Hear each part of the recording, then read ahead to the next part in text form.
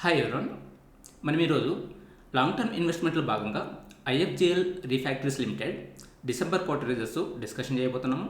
ఇది రికమెండేషన్ కాదు, education purpose మాత్రమే డిస్కషన్ చేస్తున్నాము. మనం ఏదైనా ఫైనాన్షియల్ డెసిషన్ తీసుకునేటప్పుడు ఎమోషన్స్ కన్నా కామన్ సెన్స్కు ఎక్కువ ఇంపార్టెన్స్ ఇవ్వండి. అప్పుడే మనము తక్కువ తప్పులు చేయడానికి ఆస్కారం ఉంటుందన్నమాట.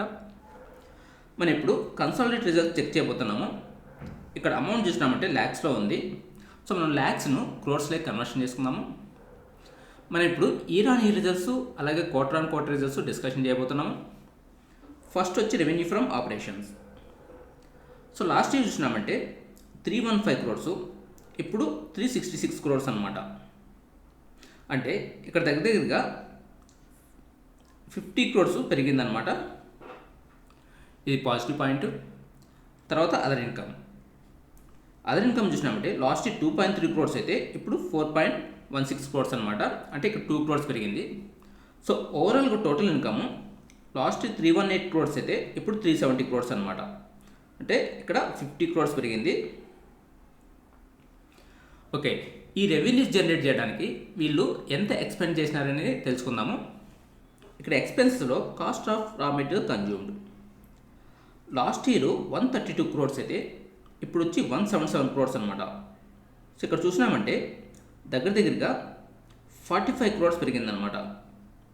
ఇక్కడ వీళ్ళకు రెవెన్యూస్ చూస్తే 50 క్రోర్స్ పెరిగితే దాంట్లో ఎక్స్పెన్సెస్లో రా మెటీరియల్స్కి 45 క్రోర్స్ పెరిగిందనమాట. ఇది ఒక నెగిటివ్ పాయింట్. తర్వాత purchase of stock in trade last year 40 crores అయితే ఇప్పుడు 8 క్రోర్స్ అనమాట. ఇది తగ్గింది. తర్వాత increase or decrease in inventories. ఇక్కడ చూసినామంటే లాస్ట్ ఇయర్ 10 క్రోర్స్ క్రెడిట్ అయింది, ఇప్పుడు 3 క్రోర్స్ స్పెండ్ చేసినారు. అలా ఇక్కడ రెఫర్ నోట్ 9. సో ఇది జాగ్రత్తగా చూసుకోవాలన్నమాట. చెక్ చేస్తాము రెఫర్ నోట్ 9 ఏముందో. తర్వాత employee benefit expenses last year చూసినామంటే 50 క్రోర్స్ ఇప్పుడు 62 క్రోర్స్ అనమాట. సో ఇక్కడ ఎంప్లాయీ బెనిఫిట్ ఎక్స్పెన్సెస్ అనేది 12 క్రోర్స్ పెరిగిందనమాట. సో ఇక్కడ అంటే వీళ్ళు ఏం కొత్తగా ఎంప్లాయీస్ని రిక్రూట్ చేసుకున్నారా లేదనేది మనం అనలైజ్ చేసుకోవాలన్నమాట. తర్వాత finance cost. So last year 1.2 crores అయితే ఇప్పుడు 2.7 క్రోర్స్ అనమాట. ఇక్కడ 1.2 నుండి 2.7 అంటే 1.5 క్రోర్స్ ఇంట్రెస్ట్ పెరిగింది. కానీ వీళ్ళు 2 క్రోర్స్ ఇంట్రెస్ట్ పే చేసినంటే వీళ్ళు చాలా తక్కువ పే చేసినారు. అంటే మినిమల్ డెప్ట్ అనమాట. ఇది జీరో డెప్ట్ కంపెనీ. ఇది పాజిటివ్ పాయింట్ అనమాట. తర్వాత డిప్రిషియేషన్ లాస్ట్ ఇయర్ 13 క్రోర్స్ ఇప్పుడు 15 క్రోర్స్ అనమాట. ఇక్కడ పెద్దగా డిఫరెన్స్ లేదు కాబట్టి ఇగ్నోర్ చేసుకుందాము. తర్వాత అదర్ ఎక్స్పెన్స్ చూసినామంటే ఇక్కడ 67 క్రోర్స్ లాస్ట్ ఇయర్ అయితే ఇప్పుడు 118 క్రోర్స్ అనమాట. సో ఇక్కడ కూడా దగ్గరగా 50 క్రోర్స్ వరకు పెరిగిందనమాట. సో ఇది ఎందుకు పెరిగిందని తెలుసుకోవాలన్నమాట. సో ఇప్పుడు ఈ ఎక్స్పెన్స్లో మనకు అర్థమైంది ఏమంటే ఇక్కడ కాస్ట్ ఆఫ్ రా మెటీరియల్స్ ప్రైసెస్ పెరిగినాయి, అదొకటి. అలాగే ఎంప్లాయీ శాలరీస్ అనేది పెరిగింది, అదొకటి. అలాగే అదర్ ఎక్స్పెన్సెస్ ఇక్కడ ఇన్వెంటరీస్ ఇక్కడ పెరిగిందనమాట. ఇక్కడ రెఫర్ నోట్ 9 ఉందన్నమాట. ఆ నోట్ 9 ఏమనేది చూస్తాము.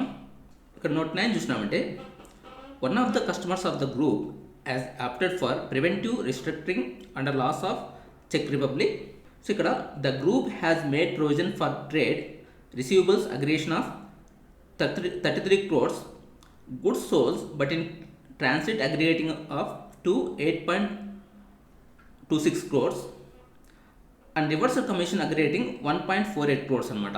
సో చెక్ రిపబ్లిక్లో ఒక క్లయింట్ వీళ్ళకు డబ్బులు ఇవ్వట్లేదన్నమాట. సో అది ప్రొవిజన్స్గా కన్సిడర్ చేసుకుంటున్నారు. సో అది దగ్గర 48 crores 50 crores వరకు ఉందన్నమాట. సో దీనివల్ల ఇక్కడ వీళ్ళకు అదర్ ఎక్స్పెన్స్ అలాగే ఇన్వెంటరీస్ ఈ రెండు పెరిగినాయి అనమాట. సో దానివల్ల ఇక్కడ వీళ్ళకు ప్రాఫిట్స్ అనేది తగ్గిండొచ్చు అనమాట. సో తర్వాత tax expenses. So current tax చూసినామంటే లాస్ట్ ఇయర్ 7.2 crores పే చేస్తే ఇప్పుడు 5.1 crore బ్యాక్ వచ్చిందనమాట. అలాగే డిఫర్డ్ ట్యాక్స్ చూసినామంటే లాస్ట్ ఇయర్ 1 crores క్రెడిట్ అయితే ఇప్పుడు 14 crores క్రెడిట్ అయిందనమాట. ఓకే, ఓవరాల్గా ప్రాఫిట్ ఫర్ ద పీరియడ్ చూసినామంటే లాస్ట్ ఇయర్ 15 crores అయితే ఇప్పుడు 1 crore అనమాట. సో ఇది తగ్గింది. సో ఎందుకు తగ్గిందంటే ఒకటి రా మెటీరియల్ కాస్ట్ పెరిగింది, అలాగే వీళ్ళు ఒక క్లయింట్కు ప్రొవిజన్ చేసినారనమాట.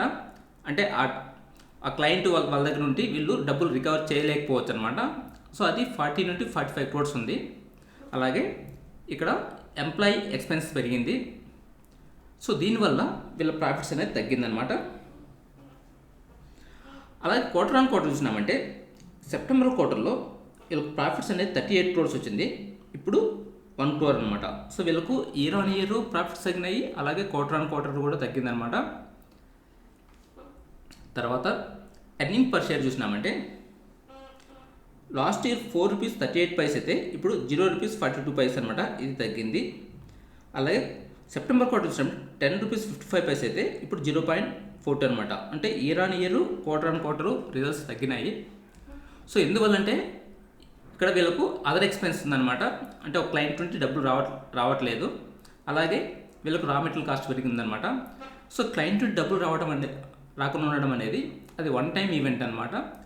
సో నెక్స్ట్ క్వార్టర్స్లో అది ఉండకపోవచ్చు, కాబట్టి మళ్ళీ అది వాళ్ళ రెవెన్యూస్ అలాగే ప్రాఫిట్స్ అనేది ట్రాక్లోకి రావచ్చు అనమాట. అది గుర్తుపెట్టుకోవాలి. ఇప్పుడు ఐఎఫ్జిఎల్ రీఫ్యాక్టరీస్ లాస్ట్ 4 క్వార్టర్స్ రిజల్ట్స్ ఎలా వచ్చినాయి, అలాగే దాని ప్రైస్ ఎలా పెరిగింది లేదంటే తగ్గిందో అనేది చూస్తాం అన్నమాట. సో దానికోసం నేను ఇక్కడ స్క్రీనర్ ఓపెన్ చేసినాము. సో రిజల్ట్స్ రాకముందు దాని పిఈ ఎలా ఉంది, రిజల్ట్స్ వచ్చిన తర్వాత ఎలా ఉంది అనేది చెక్ చేస్తాము. ఇక్కడ పిఈ 1 మంత్లో ఇక్కడ రిజల్ట్స్ రాకముందు అంటే 2 February 2024 అప్పుడు దాని పిఈ 25.8 ఉందన్నమాట. సో రిజల్ట్స్ అనేది సరిగ్గా రాలేదు. సో దానివల్ల దాని పిఈ అనేది పెరిగిందనమాట. ఎంతకు పెరిగిందంటే 29.5 అనమాట. సో అది గుర్తుపెట్టుకోవాలి. అలాగే వీళ్ళకు అదర్ ఎక్స్పెన్స్ ఉన్నాయి, దానివల్ల వీళ్ళకి ప్రాఫిట్స్ తగ్గింది. ప్రాఫిట్స్ తగ్గడం వల్ల పిఈ అనేది పెరిగిందనమాట. అలాగే లాస్ట్ 4 క్వార్టర్ రిజల్ట్స్ ఎలా వచ్చినాయో చెక్ చేస్తాము. సో ఇక్కడ క్వార్టర్లీ రిజల్ట్స్ చూసినామంటే ఇప్పుడు డిసెంబర్ క్వార్టర్లో వీళ్ళకు తగ్గినాయి అనమాట, 90% తగ్గింది. తర్వాత సెప్టెంబర్ క్వార్టర్లో వచ్చి 95% పెరిగిందనమాట. అలాగే జూన్ క్వార్టర్లో 103% పెరిగింది. అలాగే మార్చ్ క్వార్టర్లో 42% పెరిగిందనమాట. ఓకే, లాస్ట్ 3 క్వార్టర్స్లో రిజల్ట్స్ అనేది చాలా బాగా వచ్చింది. దానివల్ల దాని ప్రైస్ కూడా ఎలా పెరిగిందో చూసాము. ఇక్కడ చూసినామంటే 1 year ప్రైసు. సో 1 year అప్పుడు దీని ప్రైస్ ఎంత ఉందంటే 255 ఉందన్నమాట. అంటే లాస్ట్ 3 క్వార్టర్స్ రిజల్ట్స్ బాగా వచ్చినాయి, దానివల్ల ఇది 255 నుండి ఎంత పెరిగిందంటే ఇక్కడ 899 వరకు పెరిగింది. తర్వాత కొంచెం తగ్గింది. సో కరెంట్ ప్రైస్ వచ్చి 807 అనమాట. అంటే 255 నుండి 897 చూసినామంటే సో చాలా పెరిగిందనమాట, 2 to 3 times పెరిగిందనమాట. సో ఎందువల్ల అంటే ఇక్కడ రిజల్ట్స్ బాగా వచ్చినాయి.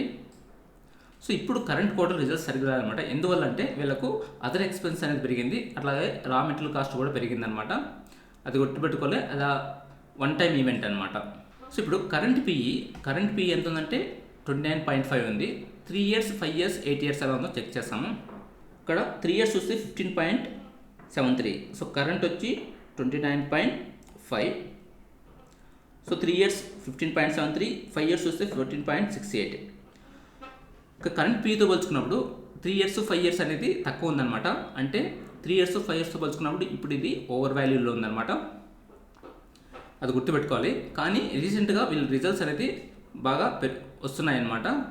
సో అలాగే ఎప్పుడు వస్తున్నాయంటే ఇక్కడ చూసినామంటే ఇది యాన్యువల్ రిజల్ట్స్ 2014లో వీళ్ళకు 3.47 crores, తర్వాత ఇక్కడ తగ్గింది. తర్వాత 6.5 crores, 18 crores, 22 crores, 25 crores, 29 crores, 44 crores, 63. So ఇక్కడ ఒకటి తగ్గింది. తర్వాత 72 crores. సో ఇక్కడ చూసినామంటే చాలా క్వార్టర్స్లో వీళ్ళ రిజల్ట్స్ అనేది చాలా బాగా వస్తున్నాయి. సో మార్చ్ 23లో ఇక్కడ కొంచెం తగ్గిందన్నమాట, 63 నుండి 61 crores తగ్గింది. తర్వాత 61 నుండి 72 crores పెరిగిందనమాట. అంటే లాస్ట్ 10 years చూసుకున్నప్పుడు వీళ్ళ రిజల్ట్స్ అనేది చాలా బాగా వస్తున్నాయి, కంటిన్యూగా పెరుగుతూ పోతున్నాయి అనమాట. సో ఇప్పుడు కరెంట్ క్వార్టర్లో చూసినామంటే వాళ్ళకి అదర్ ఎక్స్పెన్స్ వల్ల అలాగే రా మెటీరియల్ కాస్ట్ వల్ల ప్రాఫిట్స్ అనేది తగ్గిందనమాట. సో అది టెంపరీగా దాని ఎఫెక్ట్ ఉంటుంది. సో ఓవరాల్గా ఐఎఫ్జిఎల్ రీఫ్యాక్టరీస్కు సో పిఈ 3-5 yearsతో కంపేర్ చేసినప్పుడు ఇప్పుడు ఓవర్ వాల్యూలో ఉందన్నమాట. కానీ రీసెంట్గా వీళ్ళు రిజల్ట్స్ బాగా ఇస్తున్నారు. సో అదర్ ఎక్స్పెన్స్ వల్ల ఈ క్వార్టర్లో రిజల్ట్స్ సరిగ్గా రాలేదు, మళ్ళీ ఫ్యూచర్లో బాగా వచ్చే ఛాన్స్ ఉంటుందన్నమాట. సో అది ఫ్యూచర్లో రిజల్ట్స్ బాగా వస్తే పిఈ అనేది మళ్ళీ రీరేట్ జరుగుతుంది. సో అప్పుడు దాని ప్రైస్ ఇంకా పెరిగే ఛాన్స్ ఉంటుంది అనమాట. ఒకవేళ రిజల్ట్స్ సరిగ్గా రాలేదంటే అప్పుడు దాని ప్రైస్ తగ్గే ఛాన్స్ ఉంటుంది. సో మనం ఏదైనా స్టాక్లో లాంగ్ టర్మ్ ఇన్వెస్ట్ చేయాలంటే మనం ఓన్లీ 1 or 2 quarters రిజల్ట్స్ని బేస్ చేసుకుని కాకుండా సో మనము కొన్ని సంవత్సరాలు రిజల్ట్స్ అనలైజ్ చేసుకొని అలాగే ఫ్యూచర్ క్వార్టర్స్లో మనం దాన్ని ఫాలో అప్ అవుతూ తర్వాత ఇన్వెస్ట్ చేయాలా వద్దనేది డిసైడ్ చేసుకోవాలన్నమాట. మనం ఎప్పుడు వేరే వాళ్ళ డెసిషన్ మీద డిపెండ్ కాకుండా సో మనం ఓన్గా మనం అనలైజ్ చేసుకొని లాంగ్ టర్మ్ ఇన్వెస్ట్ చేసుకోవాలన్నమాట. అప్పుడే మనము ఆ స్టాక్లో లాంగ్ టర్మ్ ఇన్వెస్ట్ చేసుకొని మంచి గెయిన్స్ వచ్చే ఛాన్స్ ఉంటాయన్నమాట. That's it for today. Thank you for watching. Have a nice day.